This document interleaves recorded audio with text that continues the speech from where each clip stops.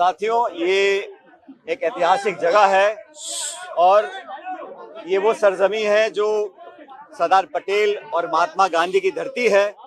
यहाँ पर कांग्रेस पार्टी का ये ऐतिहासिक अधिवेशन कल होने जा रहा है। आज अखिल भारतीय कांग्रेस कमेटी की विस्तारित कार्य समिति की मीटिंग चल रही है और न्याय पथ के नाम से हमारा रेजोल्यूशन आएगा। उस प्रस्ताव पर अभी सभी सदस्य अपनी राय दे रहे हैं। मैं समझता हूं कांग्रेस वर्किंग कमेटी की ये एक्सटेंडेड मीटिंग और कल का जो अधिवेशन है वो एक नई इबादत लिखेगा। कांग्रेस पार्टी के तमाम नेता, कांग्रेस अध्यक्ष खड़गे साहब, पार्लियामेंट्री पार्टी की चेयरपर्सन श्रीमती सोनिया गांधी जी, हमारे नेता प्रतिपक्ष राहुल गांधी जी, सभी महासचिव, मेंबर्स, हम सब यहाँ एकत्रित हुए हैं। और गुजरात वो जमीन है जहां पर कांग्रेस की जड़ें हमेशा मजबूत रही हैं।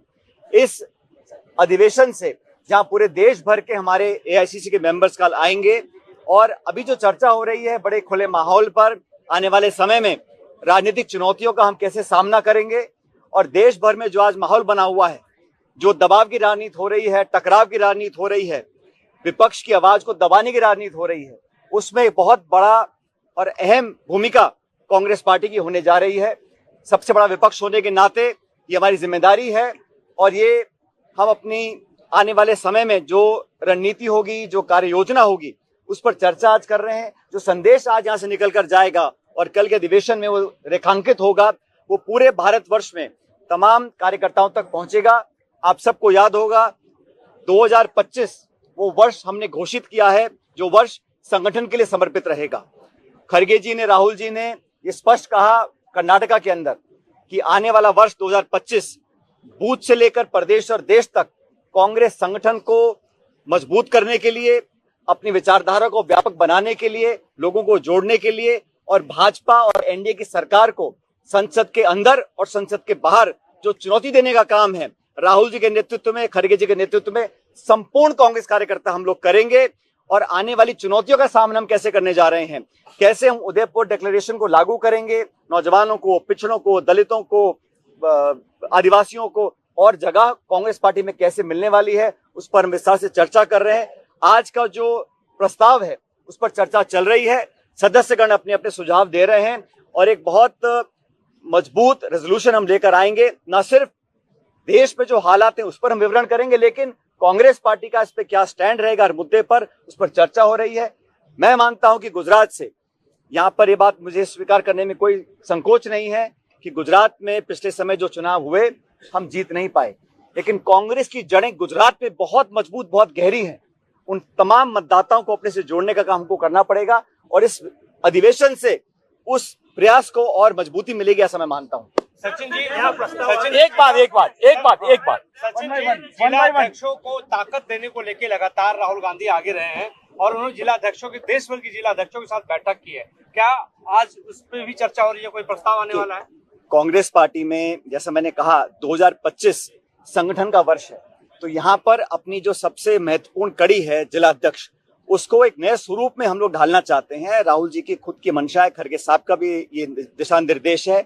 आपको स्मरण होगा दिल्ली में सारे देश भर के प्रत्येक जिलाध्यक्ष को हम लोगों ने दिल्ली में बुलाया, उनसे खुले माहौल में संवाद हुआ, उनसे विचार मांगे गए और ये बात इतना मैं कह सकता हूं, इस पर अंतिम निर्णय तो कल अधिवेशन के बाद होगा, लेकिन जो सोच कांग्रेस पार्टी के नेतृत्व की है वो ये है कि जिला अध्यक्षों को हम और राजनीतिक ताकत देना चाहते हैं, उनकी जिम्मेदारी और जवाबदेही दोनों तय करना चाहते हैं और उनको सशक्त बनाकर ब्लॉक, मंडल, गांव, देहात और बूथ तक हम लोग पहुंचना चाहते हैं। तो कल इस पर हम और विस्तार से चर्चा करेंगे, लेकिन जिला अध्यक्षों की जो भूमिका है वो पहले से बहुत ज्यादा महत्वपूर्ण होगी, इतना मैं कह सकता हूँ।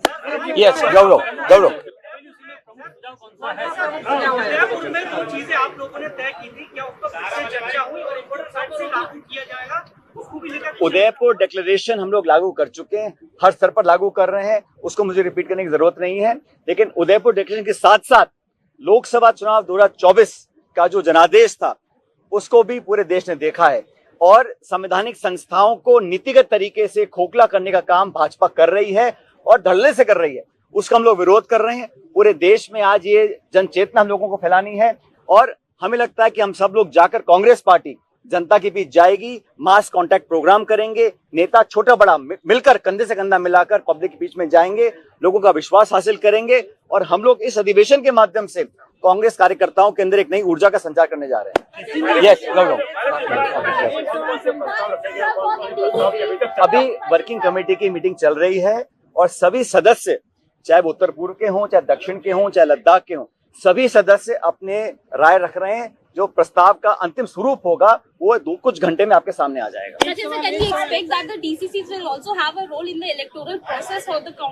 All I can say is that the intention of the Congress president and the leader of opposition is to create a more empowered district unit. The accountability, the responsibility and the political strength that we have thus so far given to the district presidents is set to be enhanced. What the final outcome will be, that will be decided only after the convention tomorrow. But the intention of the Congress party is to make the district Congress level presidents more empowered than previously. The exact formulation is yet to be discussed. I can't comment on the finality of it, but certainly the intention is this year of 2025 is the year of organization. Kharge ji, Rahul ji have dedicated this year to the organization, to strengthen our party workers, to expand our party ideology, and to make sure that Congress party reaches out in a mass contact program through padyatras, through outreach programs, through door-to-door campaigns, and enthuse our workers across the country. This historic land of Gujarat, which is the land of Mahatma Gandhi, Sardar Patel, we are here today to send a message, a clear message, not just to our opponents, but also to our supporters and workers, that the Congress party will not step back. We will fight aggressively within parliament and outside and make sure that we win the next political challenge. Elections are fought to be won. The next few elections, we will fight with strength, and I'm supremely confident that Congress and its supporting ideologies will come together and give the BJP NDA a tough challenge in the coming months.